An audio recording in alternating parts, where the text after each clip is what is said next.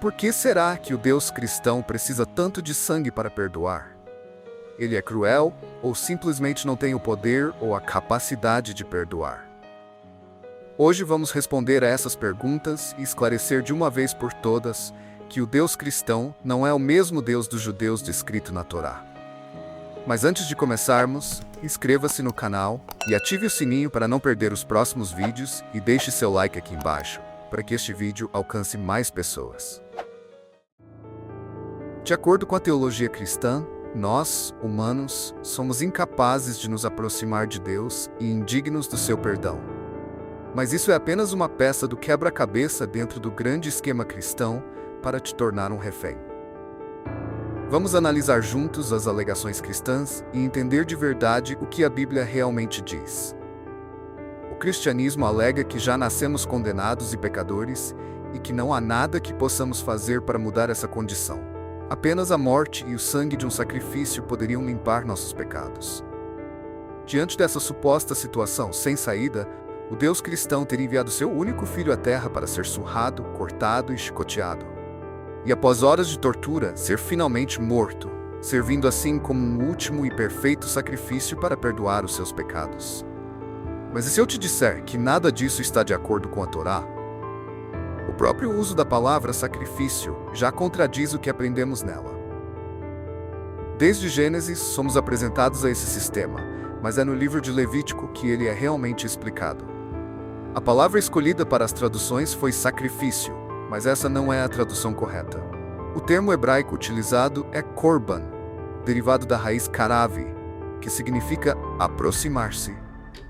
Ou seja, em vez de sacrifício, uma palavra mais adequada em português seria expiação, que no latim tem um significado semelhante: reaproximar ou apaziguar. Portanto, korban não tem nada a ver com o conceito cristão de sacrifício, que implica em renúncia ou substituição penal. A palavra korban não representa perda ou punição, mas um meio de aproximação entre o ser humano e o Criador. Esse conceito é reforçado em Levítico 1, verso 2 até o 4, onde a Torá estabelece que as ofertas são uma forma de trazer a pessoa para perto do Eterno. Além disso, o objetivo dos korbanot não era apenas lidar com o pecado, mas também expressar gratidão, devoção e reconhecimento da soberania divina. Por conta da influência cristã, muitos acreditam erroneamente que os sacrifícios eram oferecidos para todos os tipos de pecado. No entanto, a Torá é clara ao estabelecer que os korbanot serviam apenas para pecados cometidos por erro ou descuido. Um exemplo simples de descuido pode ser encontrado na cozinha da nossa casa. Ninguém, em perfeito juízo, se cortaria de propósito ao manusear uma faca. Mas às vezes, por falta de atenção, conhecimento ou ignorância, acabamos nos cortando. Da mesma forma, os pecados que permitiam a oferta de sacrifícios eram aqueles cometidos sem intenção. Porém, para pecados intencionais cometidos em rebelião, a história era diferente. Em Números 15, de 27 a 31, vemos que aquele que pecava por engano podia oferecer uma expiação, mas aquele que pecava deliberadamente era cortado do povo. Esse princípio reforça a ideia de responsabilidade individual na relação com Deus. E faz total sentido. As ofertas de expiação funcionavam como um presente de um marido que, sem querer, magoou sua esposa ao esquecer o aniversário de casamento. O ato de presentear, por si só, não causa o perdão, mas demonstra arrependimento e o desejo de não repetir o erro. Por outro lado, um pecado cometido com rebelião é como um marido que trai constantemente sua esposa. Ele sabe exatamente o que está fazendo e não se importa em machucá-la. Um presente vindo de alguém assim não tem nenhum valor. Por isso, esse sistema de expiação só era válido para pecados causados por descuido, sem intenção de se rebelar contra Deus. Outro ponto que os cristãos entenderam completamente errado é o próprio ato do sacrifício. Eles acreditam que é a morte de uma criatura inocente que perdoa os pecados, ou seja, que o ato de matar um animal sem pecados serviria para expiar os pecados deles. Esse pensamento vem diretamente do paganismo antigo, de onde o cristianismo se originou. Em diversas culturas pagãs, virgens ou recém-nascidos eram oferecidos como sacrifício para pagar pelos pecados das pessoas ou para apaziguar os deuses. O motivo de sempre escolherem virgens ou recém-nascidos estava ligado à pureza e inocência, conceitos que foram posteriormente incorporados na teologia cristã. E o motivo deles precisarem que Jesus fosse divino e sem pecados, para atender justamente a esse requisito de pureza. Porém, a Torá condena completamente essa prática, como vemos em Deuteronômio 12:31, além de muitas outras passagens do Tanakh. Na realidade, as ofertas nada tinham a ver com o ato de tirar a vida, mas sim com a oferenda de bens. No contexto da antiguidade, onde pessoas cultivavam a terra e criavam animais, uma oferta representava algo valioso, algo que poderia ter sido vendido ou consumido, mas ao invés disso, era entregue a Deus em um ato de devoção. Mas será que Deus precisa de um animal? Será que Deus sente fome? É óbvio que não. O Corban era um símbolo. O animal oferecido era abatido, mas não era simplesmente morto. Uma parte era queimada no altar como símbolo da entrega ao Eterno, geralmente a gordura interna e os rins do animal. A carne e o restante eram consumidos pelos sacerdotes e, em alguns casos, também pela própria pessoa que ofereceu o Corban.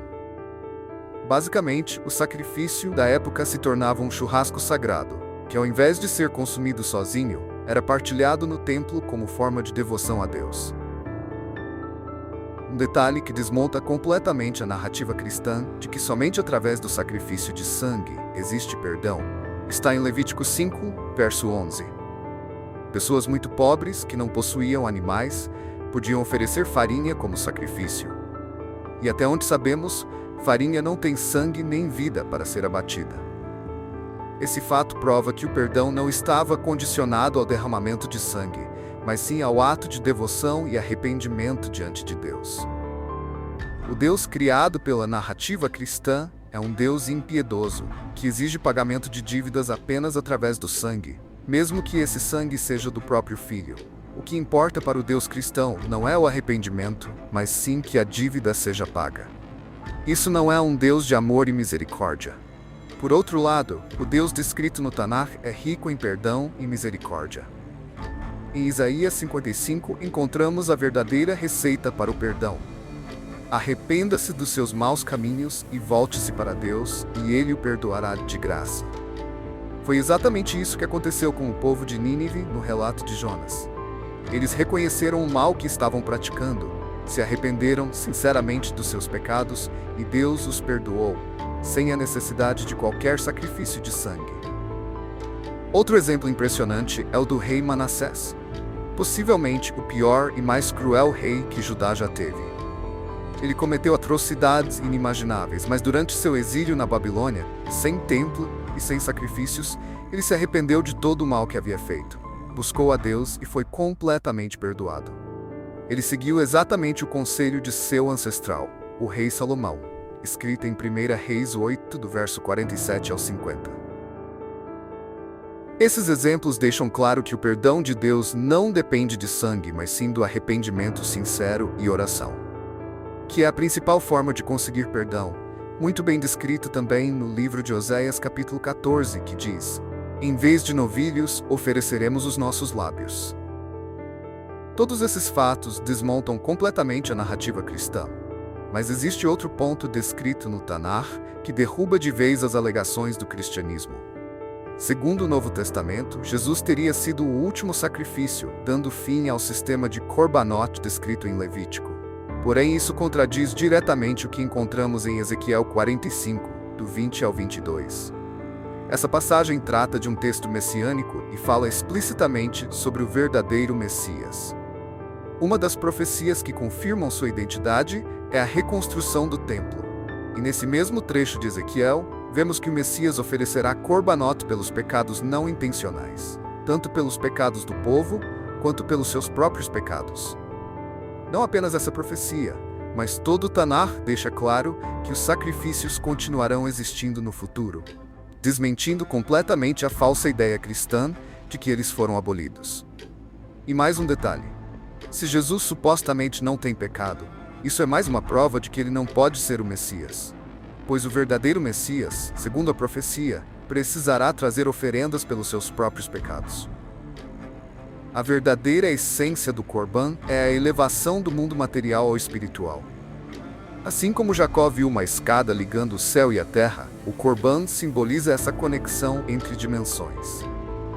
Hoje, fazemos isso por meio da oração, do estudo da Torá e da prática da justiça. Em nenhum lugar do Tanakh é dito que o Messias seria um sacrifício de pecado. Se você quer descobrir quem é o verdadeiro Messias, assista a este vídeo aqui. Gostou desse vídeo? Então deixe seu like, compartilhe e se inscreva no canal para mais conteúdo sobre a verdade da Torá e do judaísmo. Nos vemos no próximo vídeo.